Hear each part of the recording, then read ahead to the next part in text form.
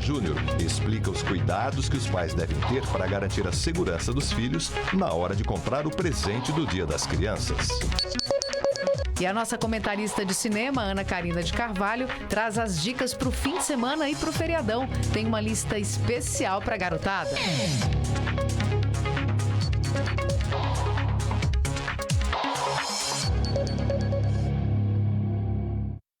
A gente começa esta edição indo direto ao estúdio da Voz do Brasil. Quem está lá e conversa agora ao vivo com Nazi Brum e Gabriela Mendes é o diretor-presidente do Inmetro, Marcos Heleno de Oliveira Júnior. Ele fala sobre o trabalho da instituição no controle, fiscalização e licenciamento de brinquedos.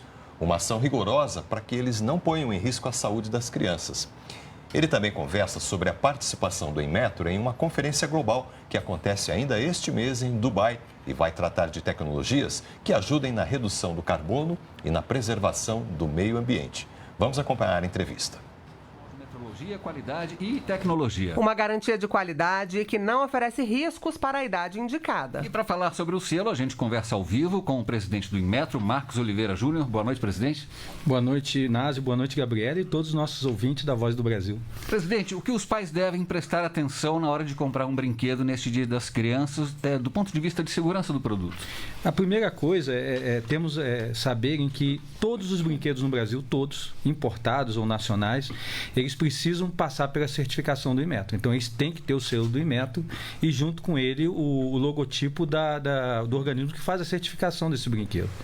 E, além disso, observar bem a idade que é indicada, que é obrigatório, né? Todo brinquedo tem que indicar obrigatoriamente a faixa etária da criança que pode utilizar. Agora, no caso dos pais que estão comprando presentes pela internet, quais são os principais cuidados? A regra é a mesma, independente se está vendendo no mercado, está vendendo pela internet. Então, se a gente observa esses sites, né, você tem fotos do produto de vários ângulos. Então, procurar observar se tem o selo do Inmetro ali. E se ficar na dúvida, pergunte. Pergunte para quem está vendendo, no chat ali, na mensagem, está com selo do Inmetro? Tem. Se não tiver, esse produto é irregular.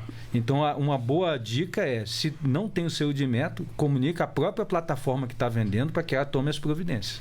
Presidente, os brinquedos passam aí por uma bateria de testes de segurança nos laboratórios do Inmetro. Quais são os itens de segurança avaliados? O que vocês avaliam de cada brinquedo? É uma série de ensaios e testes de diferentes naturezas, né? Por exemplo, tinta. O brinquedo pode soltar uma tinta tóxica para a criança. Então, tem que ser avaliada essa tinta, qual é a composição dela, que não tenha nenhum produto tóxico. Partes cortantes, perfurantes, para furar um dedo, para cortar. O desempenho, ele quebra com facilidade, ele não quebra, ele solta peças, a criança pode engolir. Então, são esses tipos de ensaios que são realizados com os brinquedos. Quantos são os ensaios? Quantos são os testes que fazem? É uma quantidade, mais de centenas de ensaios aí para garantir que o produto chegue com segurança. E de tempos em tempos, alguns brinquedos caem no gosto das crianças, né? Como os Pop-Its, que são maleáveis, coloridos, em diversos formatos, que é uma febre atualmente, né? No caso desse tipo de brinquedo, quais são os cuidados que os pais devem ter? É o mesmo cuidado, né? Então, os Pop-Its também são brinquedos, então também tem que ser a certificação do Inmetro, tem que ter o selo na embalagem visível. E o que nós observamos é que tem muitos aí sendo vendidos, né? No mercado informal, em compra pela internet, que não tem esse cuidado, e os pais até muitas vezes acham, é um joguinho lúdico, não é exatamente um brinquedo. Não, é brinquedo sim, tem que ter o selo e tem que verificar esse mesmo cuidado. Pode ser tóxico aquela borrachinha, seria isso? Pode, e quando ele tem o selo do Inmetro, é que ele passou pelos testes e verificou que não tem nenhum problema de toxicidade para a criança. Pois é, sobre isso mesmo, quais são os riscos para a criança de brinquedos comprados sem a certificação do Inmetro? O principal risco, né, é justamente não ter passado por esse processo de certificação. Então, muitas vezes a família vai comprar um brinquedo para sua criança, principalmente o Dia das Crianças está chegando, e às vezes por um desejo de economia, vê aquele produto sendo vendido na internet, no mercado informal, e se pergunta, por que eu vou pagar R$50, por exemplo, num brinquedo, se tem esse similar, quase igual por R$20. E aí você gera um risco para a criança e pior, né? O produto mais caro é aquele que não tem qualidade. Aí solta um bracinho do brinquedo em 2 semanas, acaba comprando aquele primeiro e em vez de pagar 50, pagou R$70 por um produto defeituoso. Agora, no caso de desconfiança sobre algum brinquedo, por exemplo, também, se você vê uma embalagem no camelódromo com até o selo do Inmetro falsificado, isso pode ocorrer? Os pais podem recorrer ao Inmetro para consultar, para confirmar ou fazer alguma denúncia? Devem, tá? Tanto o Inmetro quanto os institutos de peso e medida nos estados e PENs estão preparados para receber essas comunicações e agir imediatamente verificando qualquer irregularidade. Para isso, o caminho é o site do Inmetro na internet, dos IPENs, ouvidoria, todos os canais de comunicação que estão presentes ali. Faça o registro, é importante para que a gente possa fazer a atuação correta de vigilância de mercado e retirar esses produtos que causam risco. Agora, mesmo com todos os cuidados na compra do brinquedo, os pais devem monitorar a criança enquanto ela estiver brincando ali? Devem. Nós sabemos que as crianças são muito criativas, né? Por mais que você procure cercar todos os riscos e mitigar, ela sempre tem uma forma criativa de usar um brinquedo. Então, principalmente as crianças mais novas, os pais devem, mesmo que tenha certificação do Inmetro, verificar se elas estão usando o brinquedo corretamente, ler as instruções, evitar, né? Porque na criatividade que a gente tem das nossas crianças, elas são capazes de coisas assim inimagináveis. Isso é verdade. Presidente, no próximo dia 16, o Inmetro vai marcar presença em um evento em Dubai, nos Emirados Árabes Unidos, que vai discutir tecnologias para a redução das emissões de carbono. Quais os projetos vão ser apresentados pelo Inmetro? Esse é um evento muito importante. A energia ela tá no centro da discussão no mundo inteiro, né? Existem previsões aí muito pessimistas até de colapso de energia no mundo, né? Não é no Brasil, é no mundo, porque à medida que também os países vão se desenvolvendo, a demanda por energia cresce e essas questões não só de acesso de energia, mas de ter energia limpa, ela é uma questão central na indústria no mundo inteiro, em termos até de competitividade. Então, o Inmetro, que tem a missão de apoiar a indústria no desenvolvimento da qualidade, através da infraestrutura da qualidade, e com o seu centro tecnológico, com seus laboratórios de pesquisa, tem o dever de trabalhar junto com a indústria para superar esses desafios. Então, esse evento em Dubai, que é o Global Summit para a Energia, é uma oportunidade de estar em contato com todas essas lideranças que tratam isso no mundo, mostrar o que nós estamos fazendo em termos de projetos de pesquisa, desenvolvimento em células solares, biomassa, eólica, né, velocidade de vento, todas essas coisas que estão envolvidas, e até o nosso PBE, né, a etiquetagem que mostra a eficiência energética do refrigerador, do ar-condicionado, essas coisas todas, mostrar o que nós estamos fazendo e construir parcerias para que a gente busque investimentos para o Brasil nessa área tão importante. Pois é, sobre esse programa de eficiência energética, né, o de etiquetagem, é um exemplo que o Brasil pode dar aí para o mundo? Com certeza. O Inmetro, principalmente do Hemisfério Sul, ele é uma grande referência, né? Pode-se dizer que, se nós considerarmos todos os países do mundo, nós somos um dos grandes players na área de metrologia e infraestrutura da qualidade. O Inmetro seguramente está ali entre os 6, 7 grandes institutos do mundo que trabalham a metrologia e a infraestrutura da qualidade. Então, o que a gente faz sempre é exemplo para muita gente. A gente, ao mesmo tempo que aprende com os institutos, o mundo todo, a gente tem programas de cooperação e que já ajuda vários países a desenvolver os seus programas de infraestrutura da qualidade, e a gente apoia, né, no desenvolvimento desse tipo de serviços e contribuições para a sociedade. Para ficar claro para o nosso ouvinte, o Programa Brasileiro de Eficiência Energética distribui aquelas etiquetas nos eletrodomésticos que ele compra em casa, na geladeira, não é isso? Isso, aquela etiquetinha que tem do lado da nossa geladeira, que tem um gráficozinho colorido, tem lá A, B, C, D, E, ela vai justamente comunicar qual é aquele que dá mais eficiência. Então, o nível A é aquele top, né? Aquele que vai gastar mais energia para conseguir o mesmo resultado. Isso não só comunica a responsabilidade social em termos de preservação do meio ambiente, mas principalmente indica para o bolso do consumidor qual é aquele equipamento que vai gastar menos energia. Muitas vezes ele está... Você acompanhou aí ao vivo, portanto, a entrevista com o diretor-presidente do Inmetro, Marcos Heleno de Oliveira Júnior, que falou sobre o trabalho criterioso da instituição para evitar que fabricantes de brinquedos exponham crianças a qualquer tipo de risco. A íntegra dessa entrevista fica no site da Rede Nacional de Rádio e o endereço está aí na sua tela. E daqui a pouco você vai ver. 5 blocos na Bacia de Santos são arrematados por mais de 37 milhões de reais em mais um leilão da Agência Nacional de Petróleo.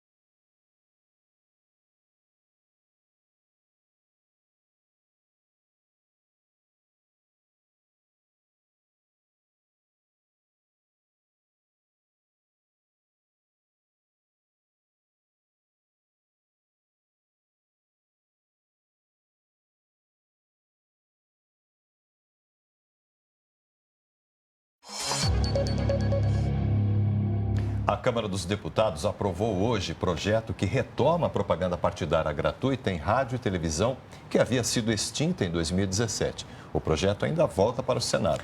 Ao vivo, a repórter Selma Dias traz mais informações sobre essa proposta. Selma, boa noite. Oi, Catiúcia, Roberto, boa noite a vocês, a todos. Olha, é importante a gente deixar claro que aqui se trata da propaganda dos partidos, que foi extinta em 2017 e que serve para divulgar as ações das legendas, diferentemente da propaganda eleitoral, que acontece ali nos anos de eleição, para divulgar as candidaturas. Os recursos para a propaganda partidária virão das compensações fiscais concedidas às emissoras de rádio e TV e não do fundo partidário. E para ter direito a essas inserções, os partidos terão de cumprir a chamada cláusula de barreira, que é ali um número mínimo de votos exigidos para que um partido funcione. O tempo das propagandas vai depender do tamanho das bancadas aqui na Câmara, ou seja, quanto maior o número de deputados eleitos, mais tempo, né, os partidos terão para divulgação.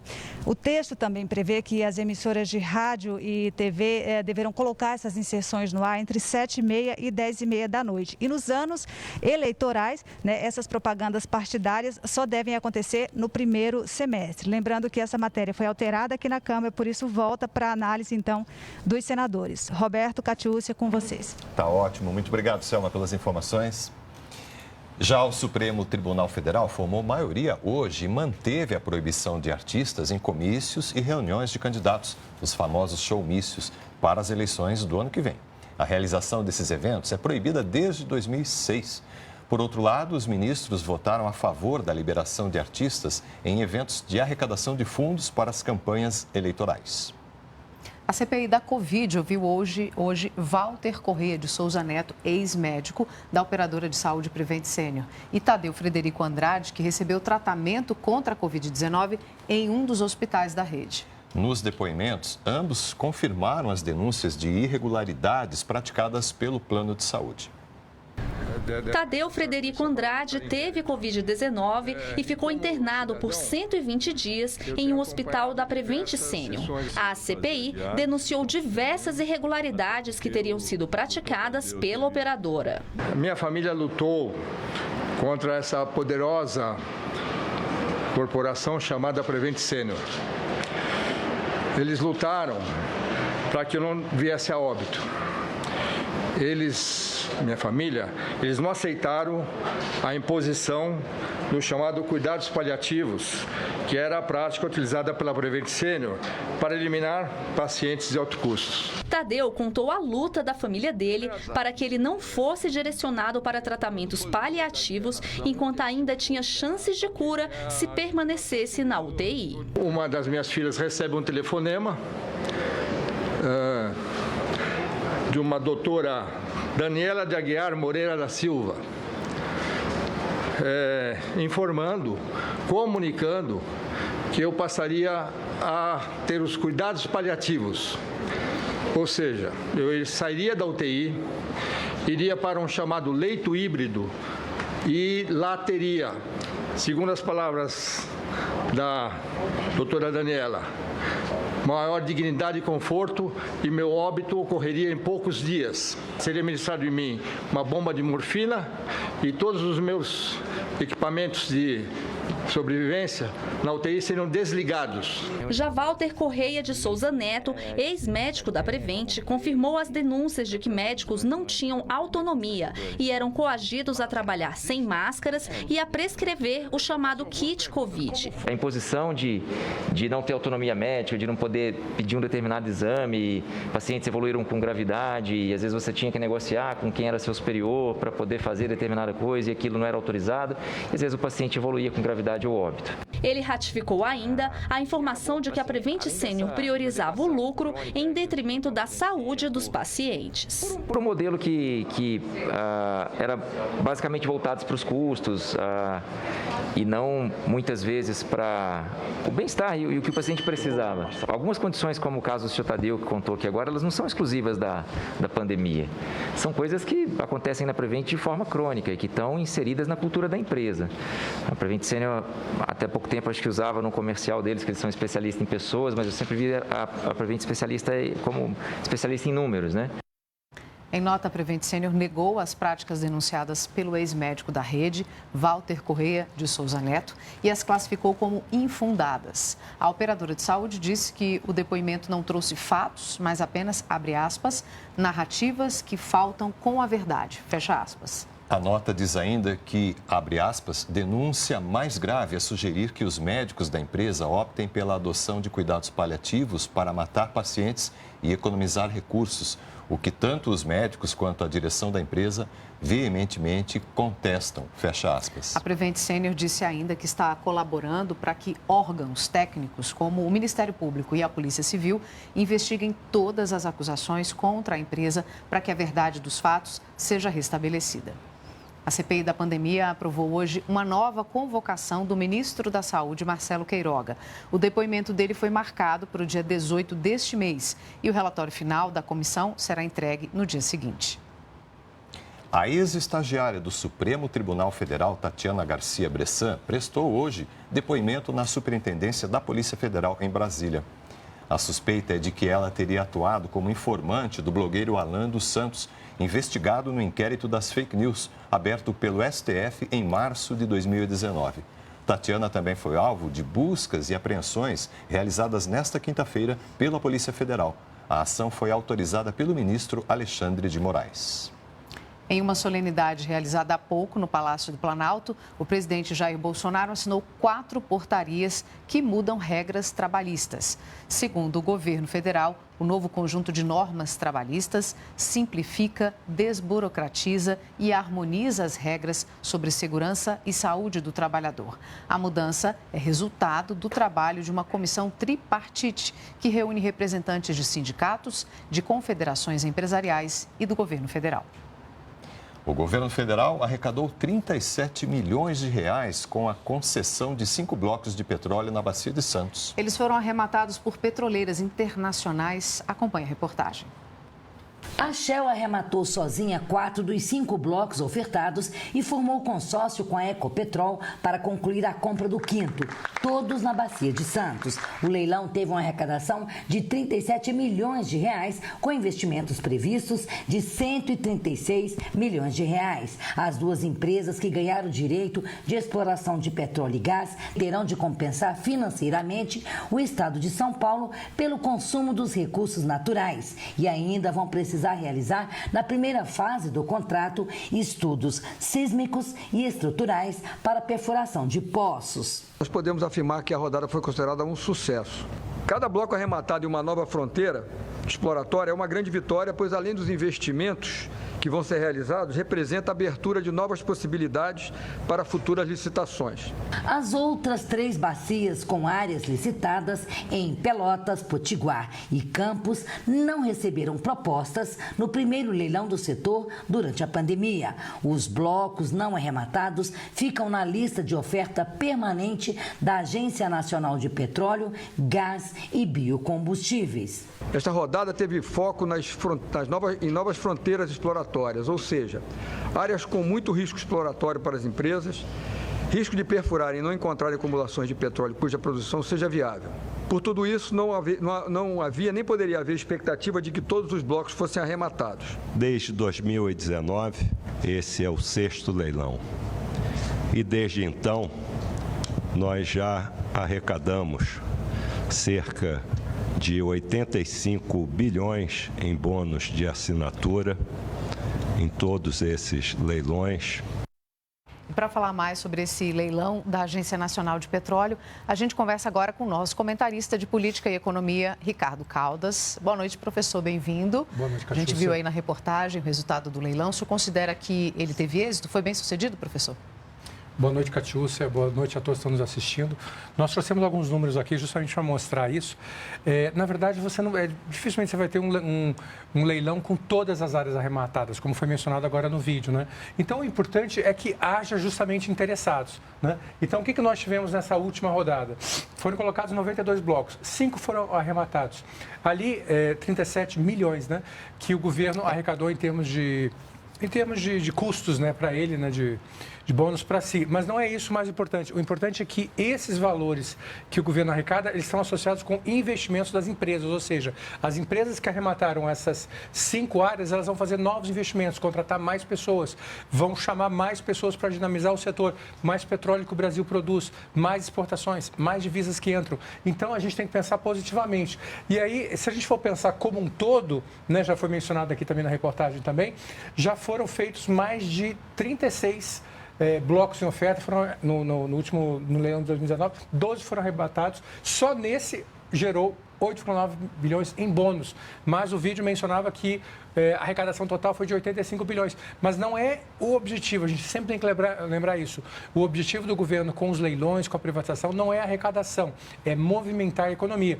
E eu queria citar como exemplo, Catiúcia, um leilão que houve no ano passado, que também as pessoas fizeram o mesmo comentário, que foi no Hotel Sheraton, em dezembro, e aí então foram colocadas várias áreas e 18 foram arrematadas por 7 empresas. E esse leilão gerou apenas 56,7 milhões em arrecadação. Mas, em contrapartida, ele vai gerar mais de 160 milhões em investimentos. Agora, pensa só, quantos empregos não serão gerados com esses lotes que foram arrematados esse ano, mais os lotes do ano passado? Então, a gente tem que ter uma visão completa, uma visão holística e não ficar preocupado se forem arrecadados 5, 10 ou 15. Tá bem, professor, obrigada. Até amanhã. Até amanhã. Queda no número de casos e óbitos por Covid e diminuição na taxa de ocupação de UTIs em hospitais públicos são sinais da importância da vacinação no enfrentamento da pandemia. Mas atenção! A Fiocruz acredita que não é hora de relaxar. Flávia Grossi, que está no Rio, ao vivo, traz mais detalhes para a gente. Boa noite, Flávia. Olá, Roberto. Boa noite para você, para a Catiúcia e para todos. Esse novo boletim divulgado hoje pela Fiocruz, ele mostra uma queda sucessiva no número de casos e mortes por Covid-19 em todo o país. Segundo os pesquisadores, essa taxa segue em torno aí de 500 mortes por dia. A gente lembra que no auge da pandemia, em abril, o Brasil registrou mais de 3.000 mortes por dia. Essa redução no número de mortes, segundo os pesquisadores, mostra que a vacinação conseguiu prevenir as formas graves e fatais da doença. Mas ainda é preciso bloquear a circulação do vírus. Então, até que a cobertura vacinal aumente no país, a recomendação da Fiocruz é manter o uso de máscaras, o distanciamento social e a higienização das mãos. Os pesquisadores também recomendam a exigência do comprovante de vacina para a entrada da população em lugares com grande circulação de pessoas. Roberto? É isso mesmo, Flávia. Muito obrigado aí pelas informações. No Brasil todo, segundo o conselho que reúne os secretários estaduais de saúde, vamos ver os dados aqui, atualizados da Covid, 599.810 pessoas morreram por causa da Covid-19 até agora. Foram 451 registros de morte nas últimas 24 horas. Além disso, são 21 milhões e meio de casos confirmados da doença até aqui, 15.726 nas últimas 24 horas. Em contrapartida, segundo os dados mais atuais do Ministério da Saúde, 20.554.936 pessoas que tiveram a doença se recuperaram. E a gente mostra agora como anda a vacinação pelo país, num recorte por estado, começando ali pelo Pará, representando a região norte, 7.400.000 pessoas já tomaram a vacina. No Centro-Oeste, o Mato Grosso tem 3.600.000 pessoas vacinadas até agora. Bahia, 15.600.000. No Rio de Janeiro, quase 20 milhões de pessoas já imunizadas. E Santa Catarina, representando aqui a região sul, chega perto já de 9 milhões de pessoas vacinadas. Segundo o Ministério da Saúde, foram distribuídas até agora mais de 301 milhões de doses da vacina, sendo que 245 milhões foram aplicadas. Com isso, 149 milhões de pessoas aproximadamente já tomaram a primeira dose, enquanto mais de 96 milhões tomaram também a segunda dose ou a dose única da vacina. E 1.500.000 pessoas tomaram a dose de reforço.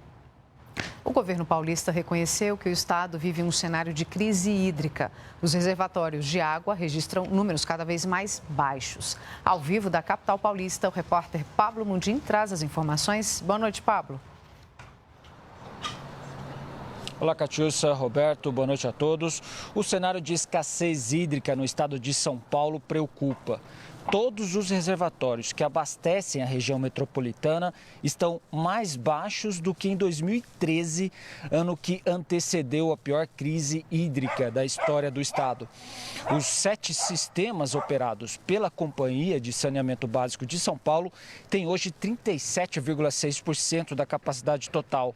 Só para se ter uma ideia, em 2013, neste mesmo período, esses reservatórios somavam quase 52% da capacidade total, cerca de 941 bilhões de litros de água. Hoje, são 730 bilhões de litros. Algumas cidades do estado já começam a sofrer com a falta de água. Em Franca, com 500 mil de habitantes, continua há mais de um mês o corte no fornecimento de água a cada 36 horas. Hoje, o governo paulista apresentou um programa que prevê revitalização de rios e financiamento de projetos para a preservação de mananciais para atenuar a crise. Catiúcia. Obrigada, Pablo. E agora é hora da previsão do tempo. Lara já está aqui com a gente para contar, né? Como é que vai ser a sexta-feira. Boa noite, bem-vinda. Obrigada, Catiúcia. Boa noite para você. Boa noite a todos. A sexta-feira ela promete chuva e para todas as regiões do país, com maior intensidade aqui no norte, em parte do centro-oeste, no sudeste também e no Paraná. E olha, essa chuva no Nordeste, ela pode cair apenas aqui no Maranhão, em Natal e também no sul da Bahia. e tem alerta aí por causa da chuva que ela pode ser intensa amanhã nas seguintes regiões. Parte aqui do Amazonas, também em Rondônia e Mato Grosso, incluindo aí as capitais. E tem alerta de tempestade aqui para o sul de Minas, para o Espírito Santo e para o norte fluminense. E é para o Rio de Janeiro que a gente vai ao vivo agora. Faz 22 graus na capital carioca. A gente tem as imagens aí ao vivo do Rio, tá aqui, olha só. Nesse momento, então, tá chovendo na cidade e a previsão é de chuva aí durante todo o final de semana, hein? E amanhã a temperatura fica amena, com a mínima aí de 17 e a máxima de 24 graus.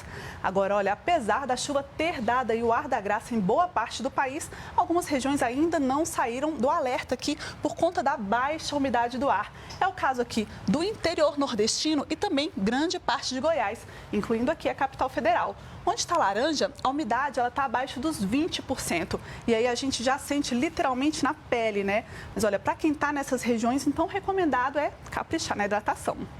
É isso, Catiúcia. Tá bom, Lara, obrigada. Até amanhã. Até amanhã. Hora de saber o que é destaque no mundo hoje. A gente começa com a divulgação do Prêmio Nobel de Literatura, que foi dedicado ao escritor tanzaniano Abdul Razak Gurnah, de 72 anos. Ao anunciar o prêmio, a academia disse que ele foi eleito por uma literatura intransigente e compassiva dos efeitos do colonialismo e do destino dos refugiados. Gurnah cresceu na ilha de Zanzibar, na Tanzânia, mas foi para a Inglaterra em 1960 como refugiado, ao fugir da perseguição a pessoas de origem árabe em seu país. É conhecido especialmente pelo livro Paradise, de 1994. A obra foi finalista do Prêmio Booker naquele ano. O mais recente é Afterlives, que mostra os efeitos da violenta colonização alemã na Tanzânia. De sua casa em Canterbury, ele disse que ficou surpreso com o prêmio, que ao receber a ligação da academia achou que era uma pegadinha e que precisou ser convencido devagar que a informação era verdadeira. Abdul Razak Gurnah é o primeiro escritor africano a receber o Nobel desde 2007, quando Doris Lessing, do Zimbábue, venceu. E o segundo escritor negro a receber o prêmio na história. O primeiro foi o nigeriano Wole Soyinka. Pelo menos 20 pessoas morreram em um terremoto no sul do Paquistão. Outras 300 ficaram feridas. Entre as vítimas fatais, ao menos 6 eram crianças. O tremor de terra de magnitude 5,7 atingiu a província de Balochistan. Este morador disse que ao sentir o terremoto, saiu de casa e estava tudo escuro porque faltou energia. Mais de 100 casas desabaram e prédios ficaram danificados. Helicópteros militares foram enviados para ajudar no resgate das vítimas. O primeiro-ministro do país, Imran Khan, disse que os atingidos vão receber ajuda do governo. Um ex-guarda nazista de 100 anos começou a ser julgado hoje na Alemanha. O homem, identificado apenas como Joseph S., é acusado de ter contribuído com a morte de 3.518 pessoas no campo de concentração de Sachsenhausen, entre 1942 e 1945. Segundo a acusação, ele teria atirado em prisioneiros e ajudado a matar outros com gás venenoso. O Peru tem uma nova primeira-ministra. Mirta Vázquez foi indicada pelo presidente Pedro Castilho depois que Guido Bellido renunciou após 2 meses no cargo. Mirta é advogada e foi presidente do parlamento peruano entre 2020 e 2021. Apesar de ser de um partido de esquerda, ela não é do mesmo grupo de Castilho, o Peru Livre, e sim da Frente Ampla, que tem o meio ambiente como principal bandeira. 5 escolas públicas de diferentes estados do país estão participando da Semana Mundial da Educação, um evento que reúne iniciativas e projetos inovadores em escolas de diversos países. O evento totalmente virtual mostra projetos que foram colocados em prática durante a pandemia. No auge da pandemia, as aulas online não eram uma alternativa para os alunos da Escola Estadual Dr. Pompílio Guimarães, em Piacatuba, Minas Gerais. A maioria não tinha acesso à internet. Aí surgiu uma ideia: levar o material didático impresso na casa deles. Quando a gente foi autorizado a iniciar o ensino remoto, a gente sabia que não daria para fazer ele mediado por tecnologia, porque a gente conhecia o território. Todo o time da escola, são as famílias, é a comunidade, todo mundo envolvido para que esse trabalho, que não é um trabalho fácil, pudesse chegar a todos os alunos. A professora de artes Maria Aparecida passou a pandemia levando conhecimento aos alunos. Foi desafiador, mas nós conseguimos esse vínculo com a família, com os alunos, nós aproximamos mais. É muito triste, né, essa pandemia, mas por um lado nós aproveitamos este momento para poder chegar até a casa desses alunos. Então isso me emocionou muito, muito mesmo. Em Paulista, Pernambuco, foco nas fake news, as notícias falsas. Na Escola Municipal Cônego Costa Carvalho, o professor Glaucio criou um projeto para despertar nos alunos um olhar mais cauteloso sobre os conteúdos da internet.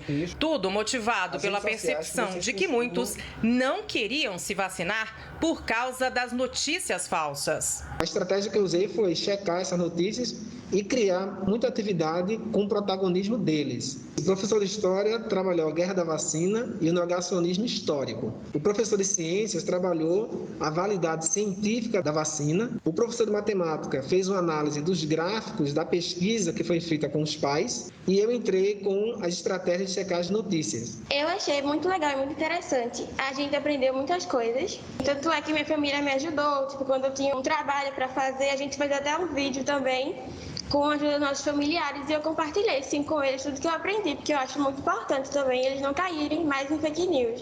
Essas duas iniciativas estão na Semana Mundial de Educação, um encontro que reúne 100 escolas que se destacaram por colocar em prática ideias inovadoras. O Brasil participa representado por outras 13 escolas públicas e uma particular. Uma oportunidade de trocar experiências e ajudar a desenvolver a educação. O encontro é totalmente online e traduzido para diversos idiomas. As 5 escolas públicas que participam são apoiadas pela Conectando dos Saberes, uma rede nacional de professores. O principal pós-Semana Mundial da Educação é ver esse educador e essa escola virando esse modelo, indo para outra parte, contando da sua experiência e também ter tudo isso muito documentado, como que a gente tem essas experiências que podem ser trocadas depois também. O evento vai até esta sexta no site worldeduweek.org. Todas as apresentações podem ser acompanhadas de graça. Hoje é dia de estreias no cinema, mas como na semana que vem tem um feriado, então uma das dicas da nossa comentarista Ana Karina de Carvalho é para se divertir com a criançada em casa. Miss Moreno? Isso. Precisa vir conosco. É só preparar a pipoca. Na Netflix, minha dica vai pro filme Pequenos Grandes Heróis. Diversão garantida para agradar toda a família. Isso. Minha mãe é Lava Girl, mas meu pai é o Shark Boy. Muito legal. 911, this is Emergency Operator 625. Ainda no streaming, outra dica é o filme O Culpado. Refilmagem norte-americana do dinamarquês Culpa, indicado pelo país para concorrer ao Oscar em 2019. Eu quero que todo mundo responda, tá? Eu vou dar 1 segundo para pensarem. Passando para a Apple TV, a indicação é a série Mr. Corman. O diretor Joseph Gordon-Levitt, além de ser o protagonista, também assina o roteiro e produção. A série tem 10 episódios e conta a história de um professor de pré-adolescentes que ainda não superou o fim do namoro e o término da banda. Vale conferir. Também tem festival no formato híbrido. Para quem está em Pernambuco, sessões presenciais. Para o resto do país, versão online. É o Animage, festival gratuito com filmes de animação de todos os cantos do mundo. Fica a dica, de 8 a 17 de outubro. Estiveram hoje com a gente as intérpretes de Libras, a língua brasileira de sinais, Leide Mendes e Neide Lins. O Repórter Brasil fica por aqui. Você pode rever as reportagens de hoje em nossas redes sociais. Uma ótima noite para você. A gente volta amanhã com Paulo Leite na apresentação. Obrigada por estar aqui com a gente, Roberto. Obrigada a você também. Encerramos com imagens de Belém do Pará, é isso? Belém do Pará. Até amanhã. Tchau.